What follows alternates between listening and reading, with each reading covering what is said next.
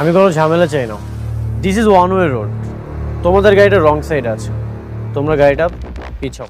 Viewers, Shalimar বিল্ডার্সের একমাত্র ওনার এবং একমাত্র মালিক হচ্ছে মেঘলা, যে কিনা শালিমা সারওয়ার চৌধুরী, আর সে আবার প্রতিশোধের আগুনে নেমেছে।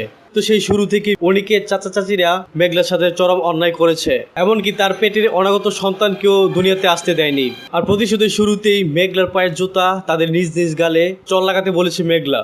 তো অনিকের চাচা চাচি এবং তার চাচাতো বোন সেই সাথে রাতুলের গালেও জুতার চর লাগিয়েছে। তো ভিউয়ার্স, এদের সাথে খানিকটা প্রতিশোধ নেওয়ার পর মেঘলা আবার অনিকের সাথে যুদ্ধের ময়দানে নেমেছে। তো ভিউয়ার্স, আপনারা তো জানেন অনিকও পাকা খেলোয়াড়।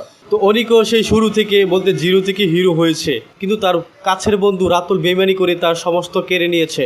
অনিক মূলত মেঘলার বাবাকে বাঁচানোর জন্য দ্বিতীয় বিয়েটি করেছে, এছাড়া তার কোনো উপায় ছিল না।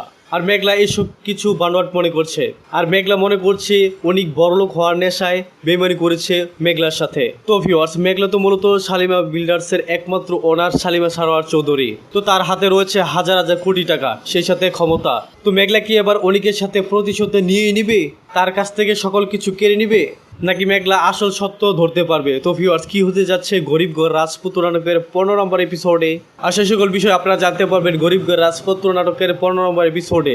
তো 15 নম্বর এপিসোডটি দেখতে হলে অবশ্যই আপনাদের কিছুদিন ওয়েট করা লাগবে। বলতে আপনাদের কাঙ্ক্ষিত নাটক বলতে গরিবঘর রাজপুত্র নাটকের 15 নম্বর এপিসোডটি দেখতে পারবেন আগামী শনিবার দিন দুপুর ঠিক 12টায় কারোহিম ইউটিউব চ্যানেলের মধ্যে। তো ভিউয়ার্স, আপনারা কে রয়েছেন গরিবঘর রাজপুত্র নাটকের প্রথম নম্বর এপিসোড থেকে শুরু করে 14 নম্বর এপিসোড দেখে ফেলেছেন তথা 15 নম্বর এপিসোড দেখতে চান, সেটি অবশ্যই কমেন্টে লিখে জানতে পারেন। তো ভিউয়ার্স, দেখা হচ্ছে নতুন কোনো ভিডিওতে, ততক্ষণ ভালো থাকবেন, সুস্থ থাকবেন এবং পরবর্তী ভিডিও দেখার মতন জানিয়ে আজকের মতো এখানেই আল্লাহ হাফিজ।